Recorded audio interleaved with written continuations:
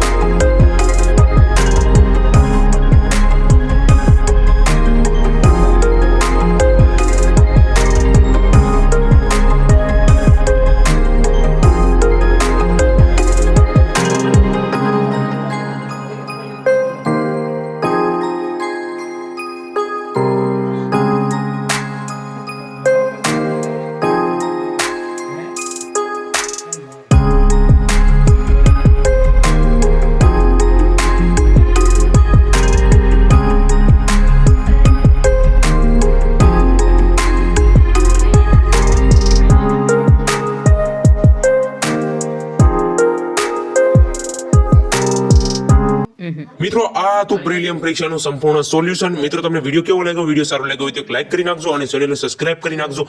આવા તમારા વિડીયો જોવા હોય તો એક લાઈક કરી નાખજો અને ચેનલને સબસ્ક્રાઇબ કરી નાખજો. મળશું નવા વિડીયોમાં. ત્યાં સુધી બાય બાય. જય હિન્દ, જય ભારત.